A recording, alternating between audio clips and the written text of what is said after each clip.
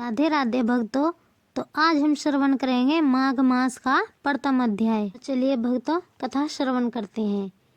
एक समय श्री सूत जी ने अपने गुरु श्री व्यास जी से कहा कि गुरुदेव कृपा करके आप मुझसे माघ मास का महत्व कहिए, क्योंकि मैं आपका शिष्य हूँ। व्यास जी कहने लगे कि रघुवंश के राजा दिलीप एक समय यज्ञ के स्नान के पश्चात पैरों में जूते और सुंदर वस्त्र पहनकर शिकार की सामग्री से युक्त कवच और शोभायमान आभूषण पहने हुए अपने सिपाहियों से घिरे हुए जंगल में शिकार खेलने के लिए अपनी नगरी से बाहर निकले। इनके सिपाही जंगल में शिकार के लिए मृग, व्याघ, सिंह आदि जंतुओं की तलाश में इधर उधर फिरने लगे। उस वन में वनस्थली अत्यंत शोभा को प्राप्त हो रही थी।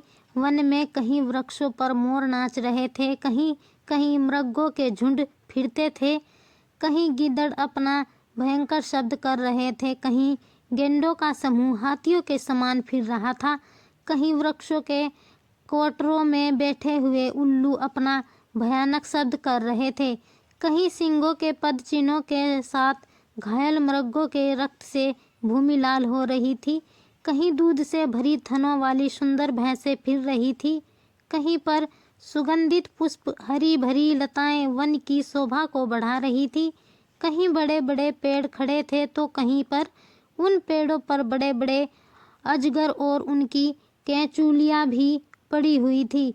उसी समय राजा के सिपाहियों के बाजे की आवाज़ सुनकर एक मृग वन से निकलकर भागने लगा और बड़ी बड़ी चौकड़ियां भरता हुआ आगे बढ़ा। राजा ने उनके पीछे अपना घोड़ा दौड़ाया, परंतु मृग पूरी शक्ति से भागने लगा।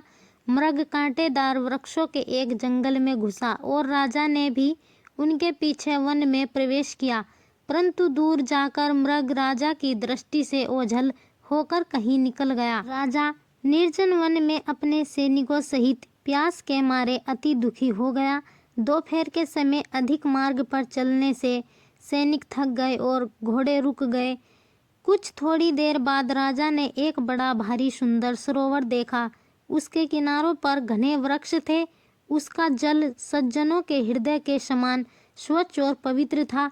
सरोवर का जल लहरों से बड़ा सुंदर लगता था। जल अनेक प्रकार के जल जंतु, मछलियाँ आदि स्वच्छता से इधर उधर फिर रही थी। दुष्टों के समान निर्दयी चित्त वाले मगरमच्छ भी थे।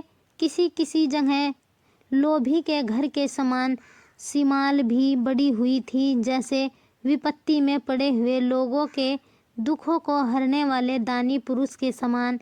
यह सरोवर अपने जल से सबको सुखी करता था, जैसे मेघ चातक के दुख का हरता है।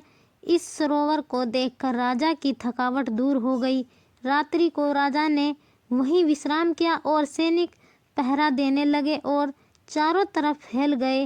रात के अंतिम समय में सूकरों के एक झुंड ने आकर सरोवर में पानी पिया और कमल के झुंड के पास आया।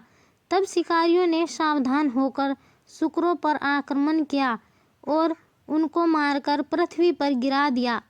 उस समय सब शिकारी कोलाहल करते हुए बड़ी प्रसन्नता के साथ राजा के पास गए और राजा प्रभावित हुआ देखकर उनके साथ ही अपनी नगरी की तरफ चल पड़ा। रास्ते में एक तपस्वी को देखा। उसका शरीर तपस्या और नियमों के कारण बिल्कुल सूख गया था, जो मृगछाला और वकलन पहने हुआ था और नख रोम तथा केश धारण किए हुए था। राजा ने ऐसे घोर तपस्वी को देखकर बड़े आश्चर्य से उनको प्रणाम किया और हाथ जोड़कर खड़ा हो गया। तपस्वी ने राजा को कहा कि हे राजन, इस पुण्य शुभ माघ में इस सरोवर को छोड़कर तुम कहाँ यहाँ से क्यों जाने की इच्छा करते हो? तब राजा कहने लगा कि महात्मन, मैं तो माघ मास में स्नान के फल को कुछ भी नहीं जानता। कृपा करके आप विस्तार पूर्वक मुझको बतलाइए। तो भक्तों, यह था माघ मास का प्रथम अध्याय। दूसरा अध्याय श्रवण करने के लिए हमारा YouTube चैनल सब्सक्राइब जरूर करें। राधे राधे।